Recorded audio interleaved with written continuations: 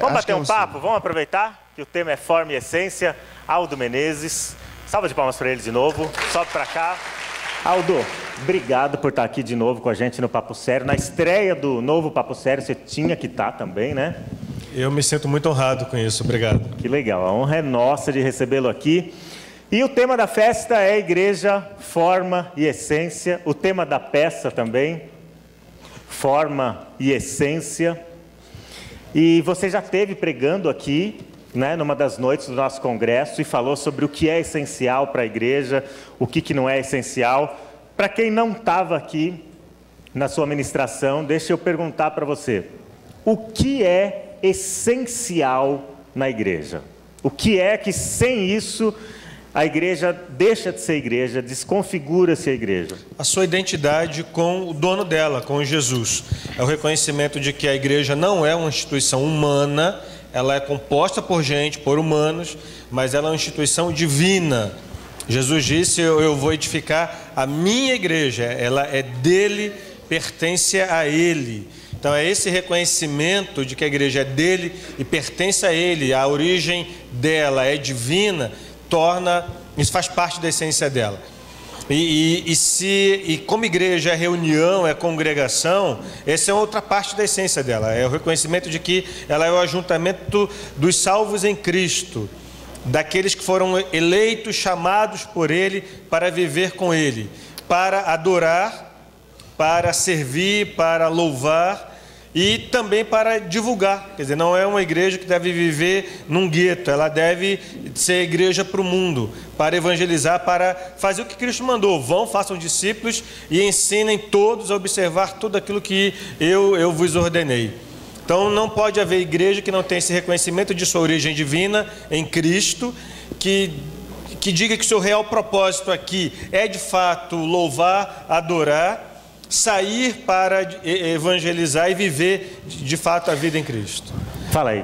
Aldo, você disse que é essencial a igreja que ela se reúna, faz parte da essência da igreja a reunião. Sim. A gente vive um momento, um tempo onde a tecnologia avança cada vez mais e é possível ser igreja se reunindo só virtualmente? Via Facebook, via outros meios? Não, claro que não, não faz sentido isso. Isso jamais passaria pela cabeça de Jesus por uma razão bem simples. Mas, assim, desculpe, mesmo uma pessoa que vive numa condição difícil de congregação, por exemplo, alguém que é do Irã, do Iraque, de países que perseguem cristãos? Bom, vamos por partes. São dois casos bem distintos.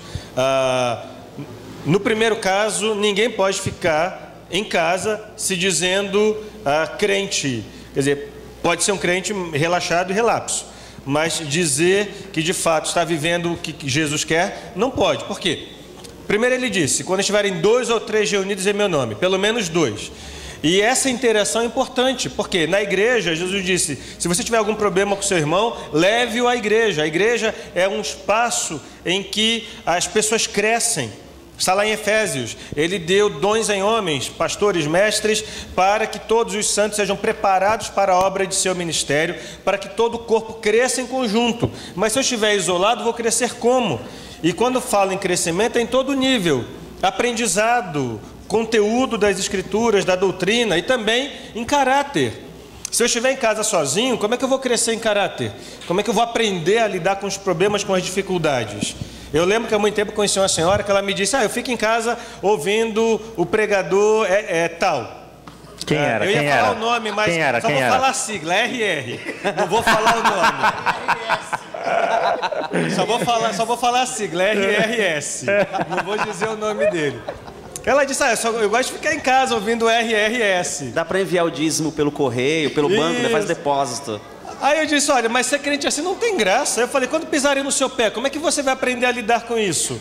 Quando magoarem você, quando falarem o que não deviam ter falado de você. A própria questão do serviço mútuo, né? Você vai crescer. Como é que você vai servir e ser servido nessa relação? Então, esse é um detalhe também. Quer dizer, como é que eu vou me dar, me doar? Como é que eu vou aprender a suportar? Como é que eu vou aprender a praticar aqueles mandamentos, amai-vos uns aos outros, alegrai-vos, chorai com os que choram, se alegrem com os que se alegram. Não tem como fazer isso sozinho e virtualmente não dá. Eu penso que esse fenômeno de muitas pessoas fugirem da realidade da igreja local tem a ver justamente com isso, que as pessoas não querem essa convivência, não querem esse crescimento. Por isso que a gente tem um monte de bebê espiritualmente falando no nosso meio, né? Sim, certamente. Um pastor disse assim que o problema não é guiar o meu carro, o problema são os outros carros que estão na pista. Né?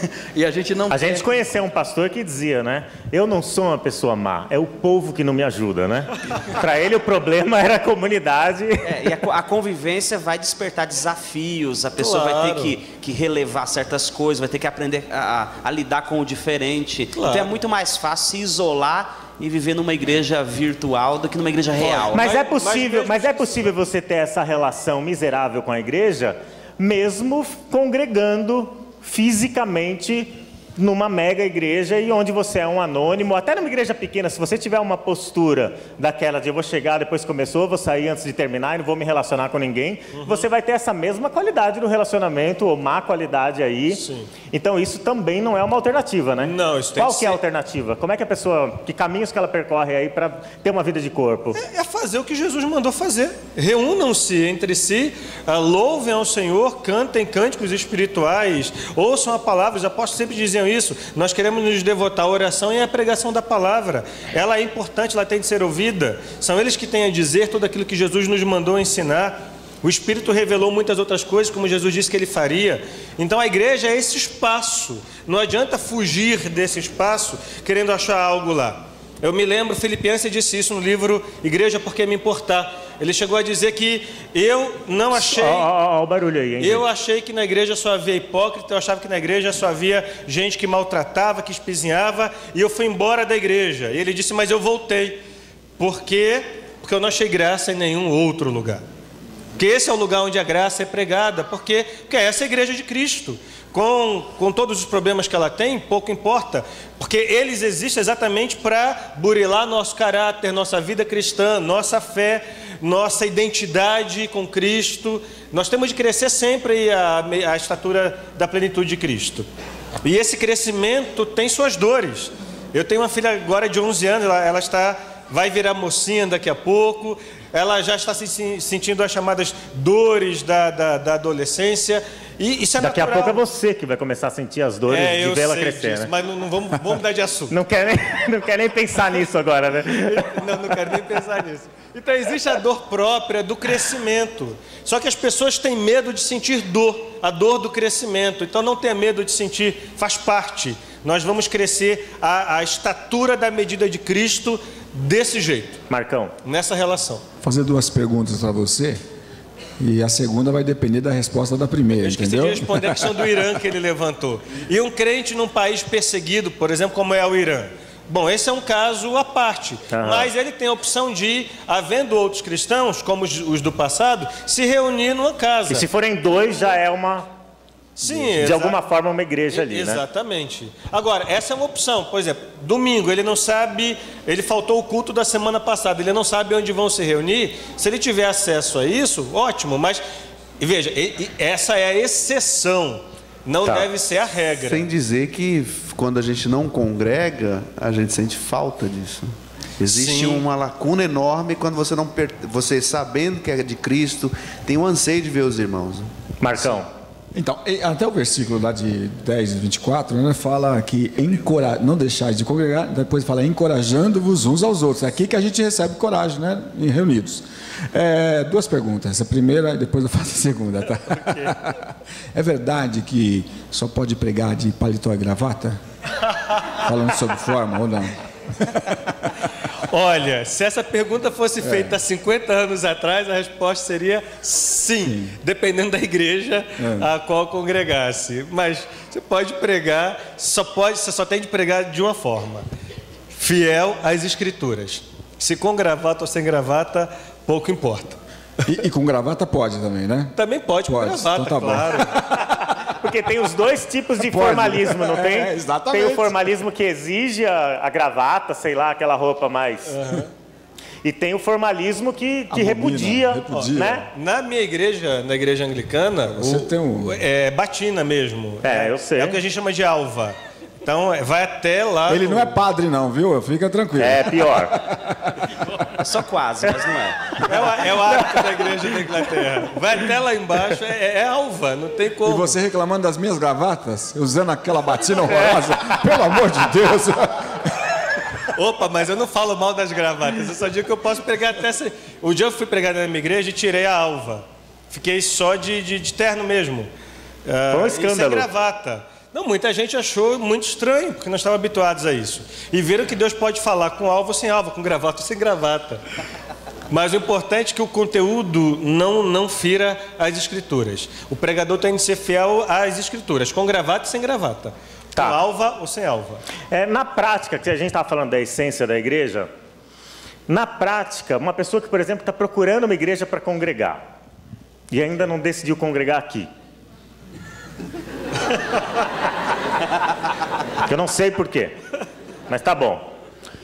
Uma pessoa que está procurando uma igreja para congregar, ela precisa buscar que elementos numa comunidade para ela dizer, essa é uma comunidade cristã, isso é uma igreja de verdade. Eu não estou caindo numa roubada, aqui é a oportunidade que eu tenho de crescer espiritualmente, de servir. O que ela tem que procurar? Que elementos que são importantes na prática dela procurar encontrar numa igreja? Bom, a primeira coisa, a meu ver, o que é essencial é o corpo doutrinário dessa igreja. Agora, claro, quem faz essa inquirição, essa pergunta, quem vai fazer essa investigação, tem de ter pelo menos a noção do que seja um corpo doutrinário genuíno. Então, ela tem de ter critérios. Até isso é complicado, né? Então, ela tem de ter critérios para determinar isso. Então, o primeiro critério é isso, é um corpo doutrinário que seja, de fato, condizente com o cristianismo, com a pessoa de Jesus. Isso não tem a ver. Se Jesus estivesse aqui, isso seria pregado, seria ensinado. Isso não tem a ver com o modo que pensa necessariamente a instituição. É bem complicado isso, É a não é? declaração de fé. Parece que uma coisa está intrínseca, ligada. Então, é preciso, por exemplo, na questão da declaração de fé, existem pontos na declaração de fé da Assembleia de Deus que são semelhantes à da Igreja Batista, Igreja Presbiteriana, Até a Anglicana. até a Igreja Anglicana, Igreja Metodista, mas existem pontos secundários. Por exemplo, diferenças muito básicas. Então a pessoa tem de conhecer o que é essencial nesse corpo doutrinário e o que é secundário. Você pode dar exemplos sobre o que é essencial e o que é secundário? Vamos lá. Forma de governo. Por exemplo, na Igreja Batista, a forma de governo é congregacional. Ou seja, o povo elege o seu pastor, nenhuma decisão é tomada sem que passe pela Assembleia. Então, a igreja local, todos têm de votar. Todos os batizados têm direito, de fato, a voto. Numa igreja presbiteriana, por exemplo, o sistema de governo da igreja o nome já diz, é presbiteriano. Então você tem o conselho local, composto de presbíteros. O presidente desse conselho é o presbítero docente, o restante é chamado de presbítero regente, e é esse conselho eleito pela igreja local que toma as decisões. Então, numa igreja batista, todos tomam a decisão. Numa igreja presbiteriana, o conselho toma a decisão. É representativo, né? É representativo. Um é democrático, outro é representativo. Você tem outras igrejas em que o pastor, ele é o cabeça. Ele diz, ele é o dono da igreja. Praticamente ele é o dono. Tem pastor que a igreja está no nome dele, o prédio, a propriedade. Ele administra, ele cuida de tudo. Tudo passa pela mão dele, não há nenhuma junta a quem ele deva prestar algum tipo de contas, de qualquer tipo. Então a pessoa precisa levar em conta que o regime de governo, o sistema de governo, é um aspecto secundário.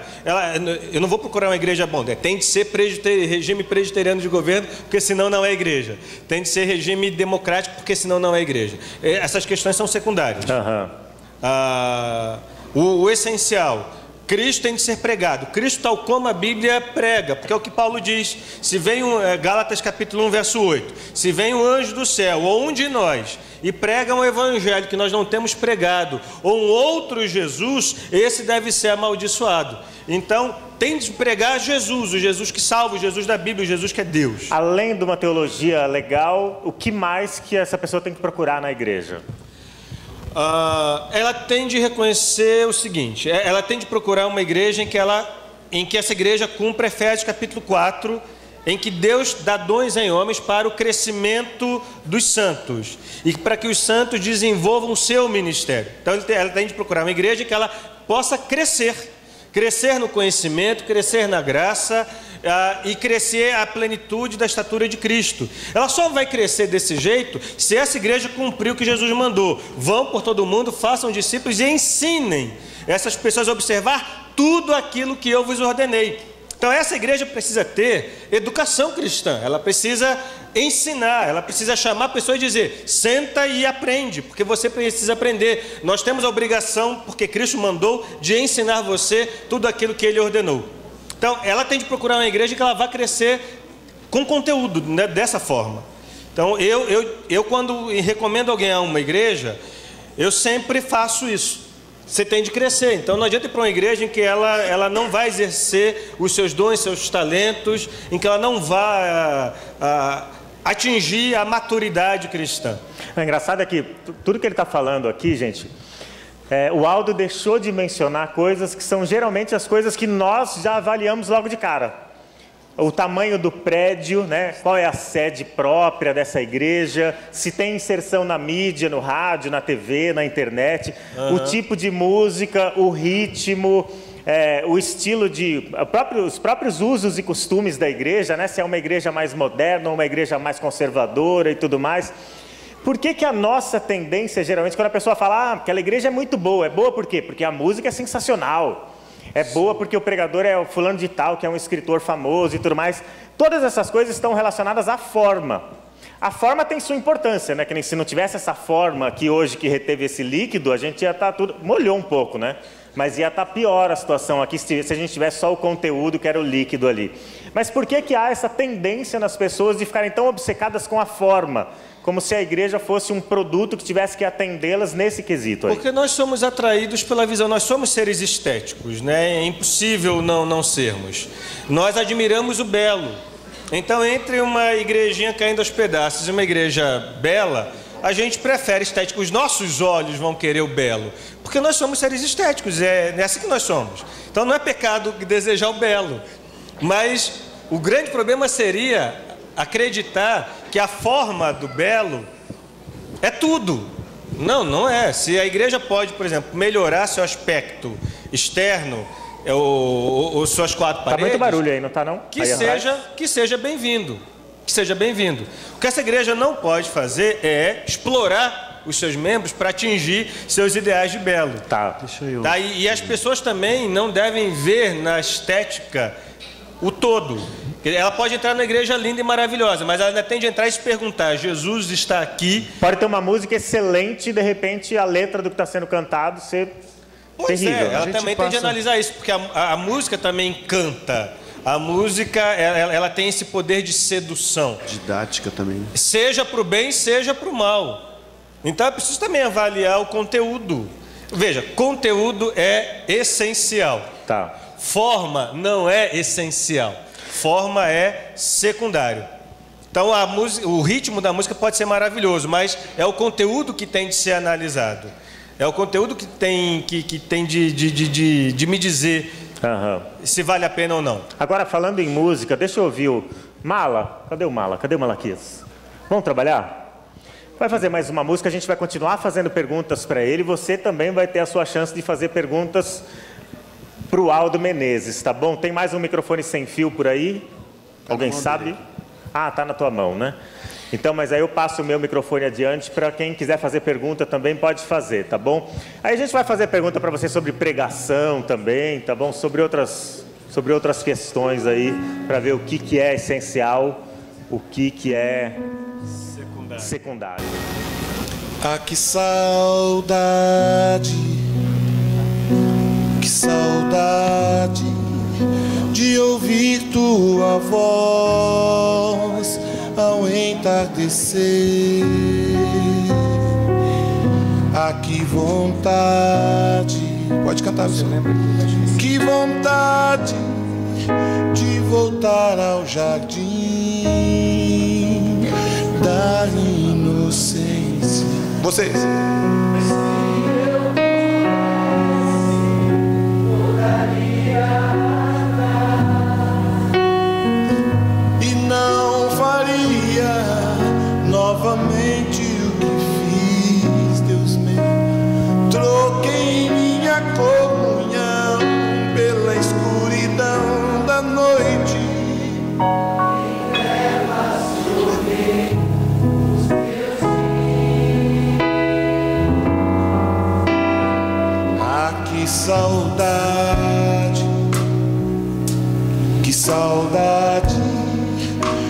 ouvir tua voz ao entardecer. Ah, que vontade de voltar ao jardim, Senhor, da inocência. Se eu pudesse, voltaria atrás e não faria novamente o que fiz.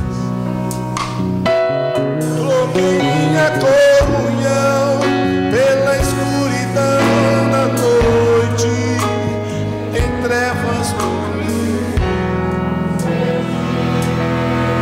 Sobe a voz agora, sobe a voz, vamos lá. Mas aqui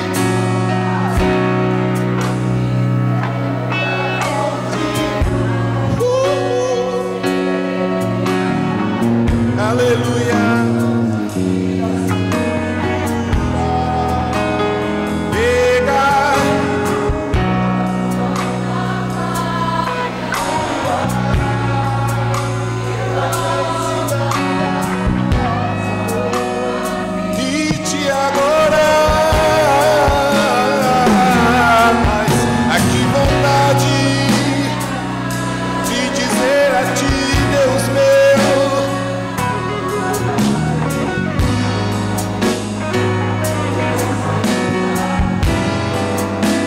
Jardim da inocência.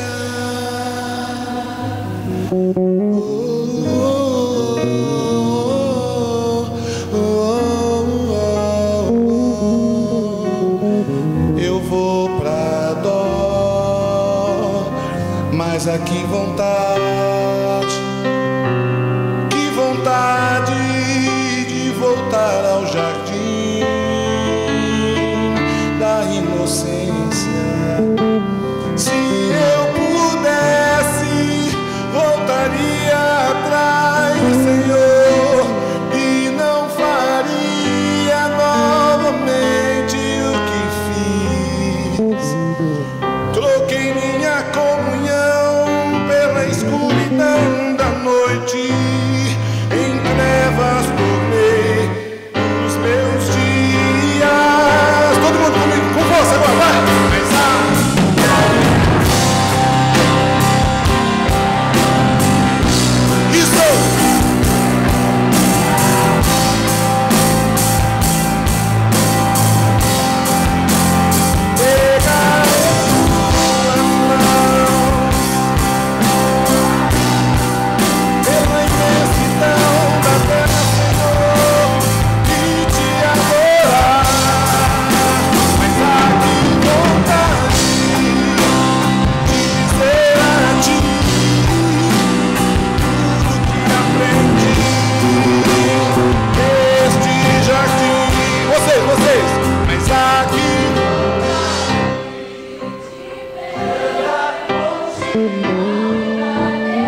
Tem um coralzão aí, é.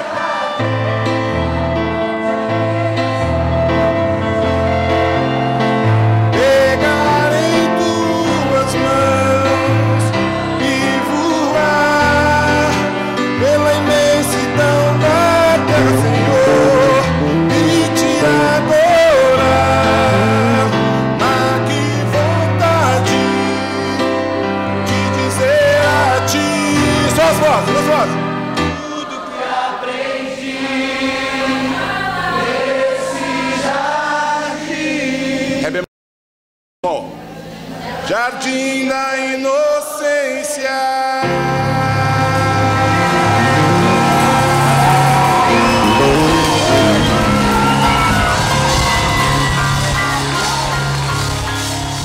Não. Antes do Luciano perguntar, deixa eu só dizer uma coisa. Diz. Nós falamos o que deveremos procurar. Eu só queria dizer uma coisa. O que você não deve procurar. Não procure uma igreja perfeita. Você não vai achá-la. Alguém às vezes vem para a igreja e diz, vou procurar uma igreja que não tenha hipócrita, que não tenha fofoqueiro, que não tenha pipoqueiro. Uma igreja que não tenha isso, não tenha aquilo. Olha, não dá. Foi elevado ao cargo de Deus. Não vamos cobrar o incobrável. Presta atenção, ó. Vamos cobrar o quê? Não vamos cobrar o que não se pode cobrar. Ah, tá. É impossível isso. As pessoas são pessoas, mesmo. Por isso que Paulo diz: nós lutamos contra nós mesmos, contra o pecado que ainda habita em nós. O seu irmão também. E fiz questão de dizer isso quando eu preguei. Nós somos um canteiro de obras de Deus. Todos nós, começando comigo, todos nós estamos em processo, em fase de crescimento. Em algum momento ou outro eu vou dizer o que você não quer ouvir, eu vou talvez ouvir o que você não deveria ter dito, vamos talvez nos tratar de um modo que não deveríamos nos tratar, em vez de obedecer ao mandamento de amar uns aos outros. Isso às vezes talvez não esteja acontecendo, mas isso não é razão para dizer que aquilo não é uma igreja ou que aquela não é uma igreja. Então precisamos tomar cuidado também para não exagerar na dose e querer uma igreja perfeita sem defeitos. Basta ler. Eu digo isso porque durante um bom tempo eu trabalhei numa missão evangélica que lidava com seitas religiosas. E algumas dessas seitas trabalhavam bastante a evangelização de jovens. E um dos discursos dessa seita era: olha, sua igreja, você pode ver em todas elas, são hipócritas, tem hipócrita lá dentro, ninguém evangeliza, tem gente devagar, morna, e por aí vai. E aí dizemos: mas a nossa igreja é diferente, nós somos certinhos, andamos na linha, aqui há praticamente perfeição. E na verdade não havia isso. Então eu levava a pessoa para a Bíblia e dizia: ó, vamos visitar algumas igrejas agora comigo. Mas a viagem é bem curta. Abra aí 1 Coríntios. Então Paulo começa dizendo: ouço que há entre vocês divisão. Uns dizem eu sou de Pedro, outros eu sou de Paulo, outros eu sou de Apolo. Panelinha também tinha lá em Corinto. Paulo ainda vai dizer algo bem pior. Ouço que há entre vocês imoralidade tal que nem sequer houve entre os gentios. Como é que vocês permitem isso aí dentro? Jesus vai dizer lá às 7 igrejas, cada uma é diferente: você perdeu o primeiro amor, você é opulenta, é rica, você se acha o máximo, mas você não passa de uma igreja morna. Eu tenho vontade de vomitar você. Palavras duras. Então há igrejas que merecem dura repreensão, há igrejas que merecem palavra dura, há igrejas frias, sim, é verdade, mas não há igreja perfeita. É isso que eu quero dizer para você que procura igreja. Mas isso é forma também da própria igreja, não é a essência dela. A essência dela é ser a noiva de Cristo perfeita, mas ela não é. Ela está sendo preparada para o momento. Então leve isso em conta antes de você sair da sua igreja achando que ela só tem hipócrita. Porque quando você sair, vai sair mais um. Vai melhorar um pouco, Não, vai sair mais um. Vai sair mais um. Um camarada chegou para um pregador, só uma parte, disse o seguinte: pastor, achei a igreja perfeita. Ele falou: então não vá para lá. Porque senão vai deixar vai de ser. estragar a igreja. Mas vem cá. Existe hoje em dia igrejas enormes, e elas são muito interessantes, aspas, porque nas multidões a gente fica sem rosto. Sim. E isso é um atrativo interessantíssimo. É muito gostoso você não ser reconhecido, não dar satisfação, ninguém tem nada a ver com a minha vida. Esse é um discurso humanista, secularizado e etc, etc. Eu queria que você comentasse um pouco sobre isso. Tem como ser uma mega igreja e manter os elementos de uma igreja sadia? Pois é, isso é muito complicado. Há quem diga que isso é possível, há quem diga que não. Veja, uma igreja de Cristo é preciso que haja oração, partilha, chore com os que choram, se alegre com os que se alegram. Você que vê um irmão em pecado, você que é espiritual, vá lá, repreenda tal irmão. Como é que você faz isso num universo de 800 pessoas, 1000 pessoas? Eu acho difícil pastorear. Como é que você vai pastorear tanta gente? Por isso que um pastor só não vai dar, um sozinho não dá. Então ele tem de ter toda uma equipe para isso. Outros pastores, e não só pastores, evangelistas também, porque ela tem de continuar crescendo. Geralmente essas mega igrejas criam mecanismos artificiais de unidade. Se elas se estruturarem muito bem, né? por exemplo, muitas dessas igrejas bem grandes, elas se dividem em grupos pequenos. Uhum. Então, os chamados grupos pequenos ou células. Então, se esses grupos pequenos ou esses grupos de pastoreio, o nome varia de igreja para igreja, funcionar bem, eu acho ótimo. Ontem mesmo eu fui em um grupo pequeno, eu, minha esposa e minhas filhas, adoramos o grupo, maravilhoso, um ambiente muito legal, a Bíblia foi estudada, foi um estudo bem elaborado, bem feito sobre dons espirituais, a comunhão foi muito boa.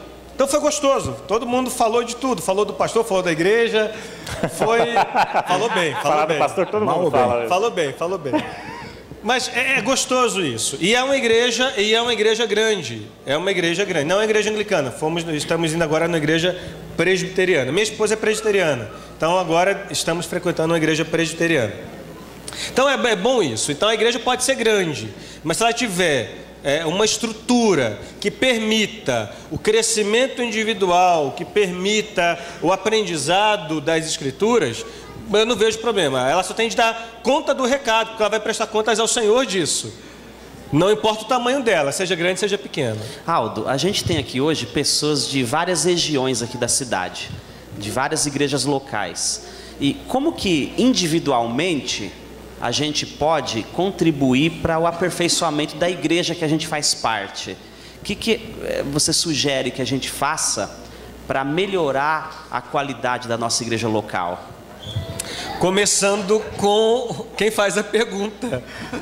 Não foi de você. Se a pessoa disser, o que eu posso fazer para melhorar a minha igreja? Bom, eu tenho de começar por mim. O que eu estou fazendo para eu melhorar, para eu me melhorar, para eu crescer? Quer dizer, eu frequento a escola dominical, a igreja tem, por exemplo, a igreja que tem escola dominical, ela tem todo um aparato, ela se prepara para isso, ela tem professores, os professores se preparam, mas as pessoas preferem ficar em casa e não vir para crescer, para aprender.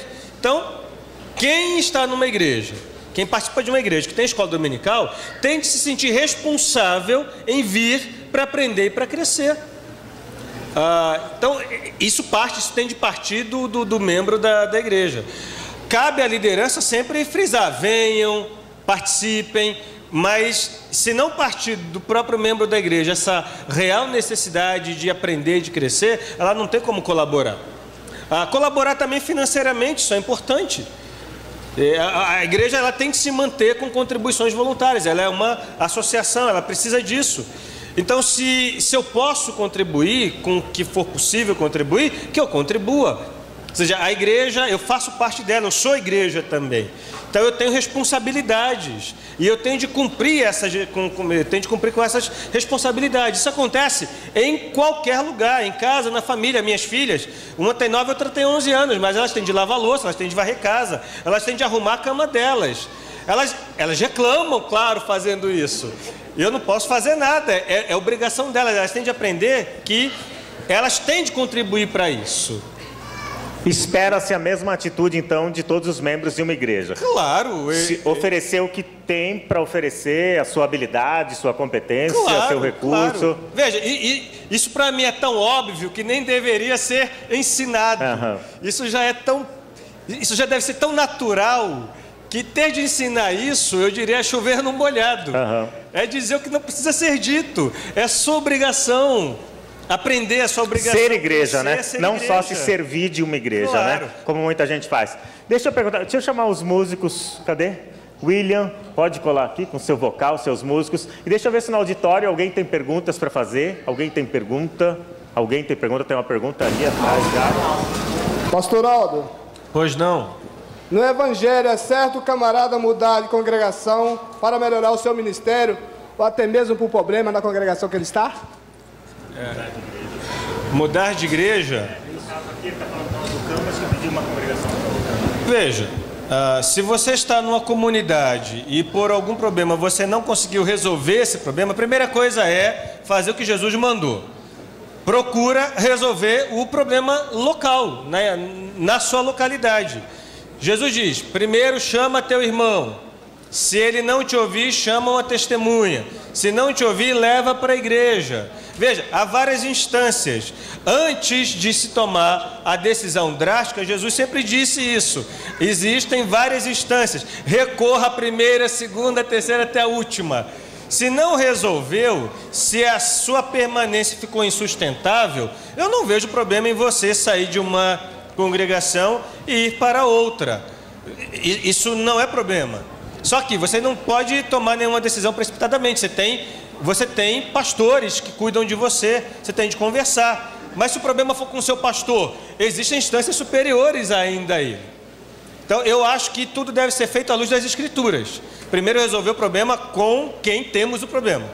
E depois procurar mediações para chegar lá. Eu sempre digo o seguinte, para resolver o problema é só seguir o que Jesus mandou fazer. Está tudo lá, está tudo escrito. Eu não vou poder ensinar o que ele já ensinou. Agora, se você tiver de sair de uma igreja porque não se sente bem ou porque o problema se tornou inviável, é melhor você sair para continuar a sua... Se você tentou, até o último recurso. Agora, se você só saiu porque o problema é, às vezes a pessoa é muito melindrosa. Ela está saindo por quê? Porque ela ouviu uma crítica e não gostou. Então, o melindroso é aquele que se ressente de qualquer coisa. Então, eu diria para o melindroso, você tem de cuidar do seu caráter, porque... melindre demais é exagero. E é difícil crescer à luz disso. Um crente melindroso, é quase redundante isso, né? Mais alguma pergunta? Alguém quer fazer mais uma pergunta para o Aldo? Tem mais uma pergunta ali atrás, do pastor Antônio Tomás. Derruba essa câmera e...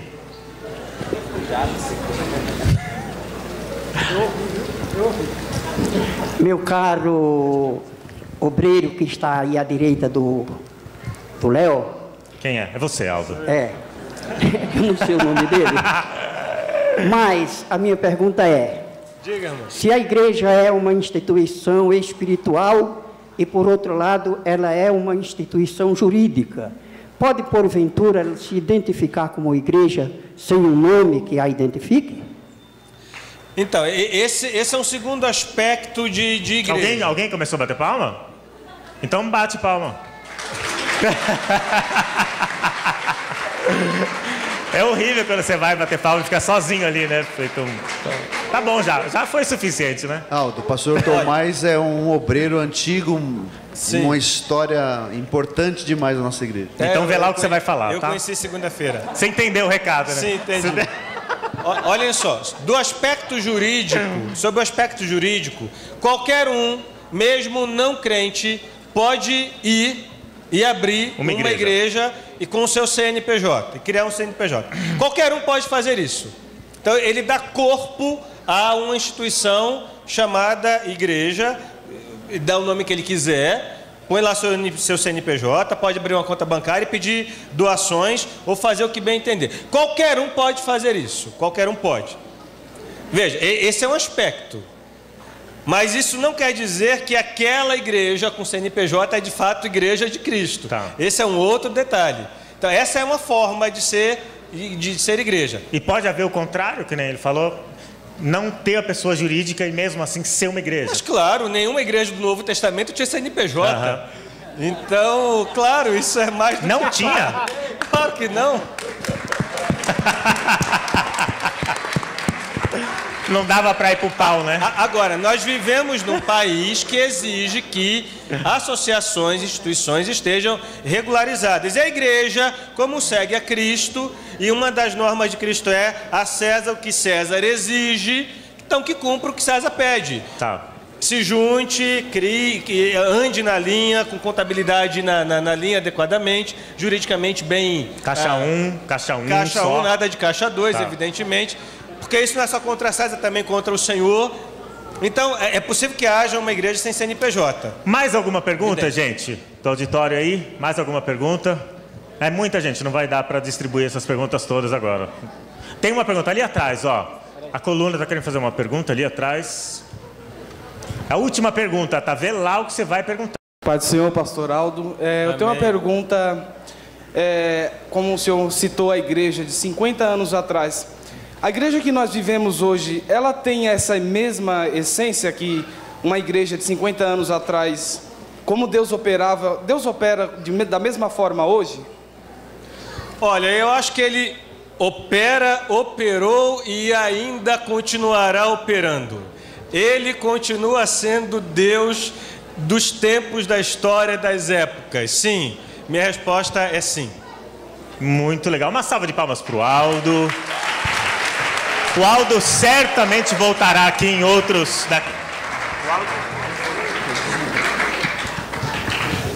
O Aldo certamente voltará aqui em outras reuniões do Papo Sério com a gente, ou no terceiro sábado à noite, ou no terceiro domingo de manhã, para participar com a gente desse programa. E você pode ir juntando suas perguntas a ele. Só não dá para perguntar mais nada para ele pelo Facebook, que ele fechou o perfil, né? Excluiu o perfil do Facebook? Que preguiça, hein?